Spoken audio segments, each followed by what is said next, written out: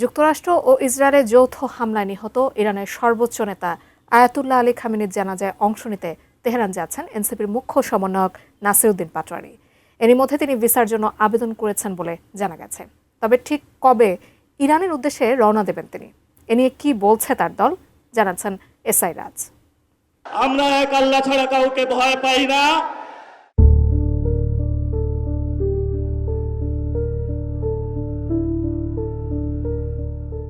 ইরানের প্রয়াত সর্বোচ্চ নেতা আয়াতুল্লাহ আলী খামেনির জানাজা ও রাষ্ট্রীয় শোক অনুষ্ঠানে অংশ নিতে দেশটিতে যাচ্ছেন জাতীয় নাগরিক পার্টির মুখ্য সমন্বয়ক নাসিরউদ্দিন পাটোয়ারি।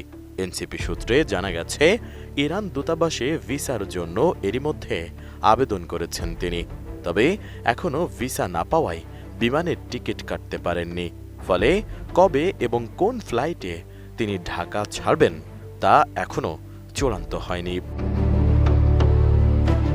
এদিকে এনসিপির একাধিক নেতার মতে, ইরানের রাষ্ট্রীয় শোক অনুষ্ঠানে দলের প্রতিনিধি হিসেবে নাসিরউদ্দিন পাটোয়ারির এই অংশ নেওয়াকে তারা দুই দেশের সম্পর্ক উন্নয়নের একটি সুযোগ হিসেবে দেখছেন। তাদের মতে, এ ধরনের অংশগ্রহণ ভবিষ্যতে দ্বিপাক্ষিক সম্পর্ক আরও ঘনিষ্ঠ করতে সহায়ক হতে পারে। অন্যদিকে খামেনির জানাজায় জাতীয় সংসদের স্পিকার, বীর মুক্তিযোদ্ধা অবসরপ্রাপ্ত মেজর হাফিজ উদ্দিন আহমেদ এবং বাংলাদেশ জামাতে ইসলামীর একটি প্রতিনিধি দলও অংশ নিতে যাচ্ছেন। ইরানের সর্বোচ্চ ধর্মীয় নেতা আয়াতুল্লাহ আলী খামেনিকে হারিয়েছি। নতুন বাংলাদেশ গড়তে এলো জুলফিকার স্টিল। জুলফিকার স্টিল।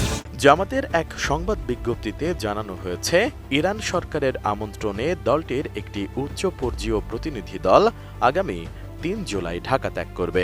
তারা ৯ জুলাই পর্যন্ত ইরানে অবস্থান করবেন।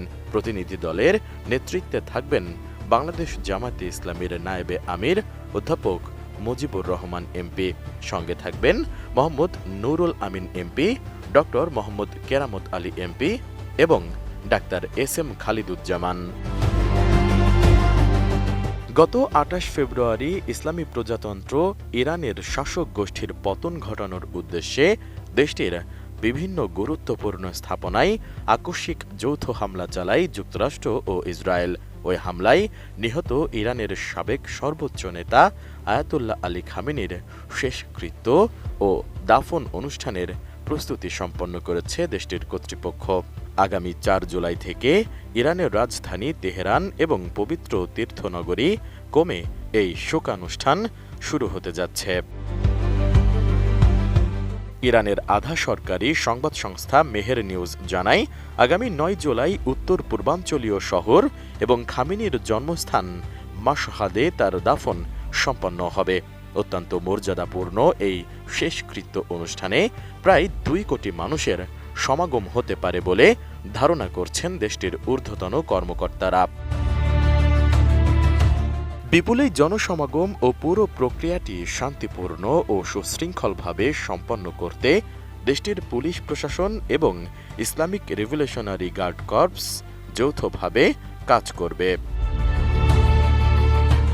এসআই রাজ, এটিএন নিউজ।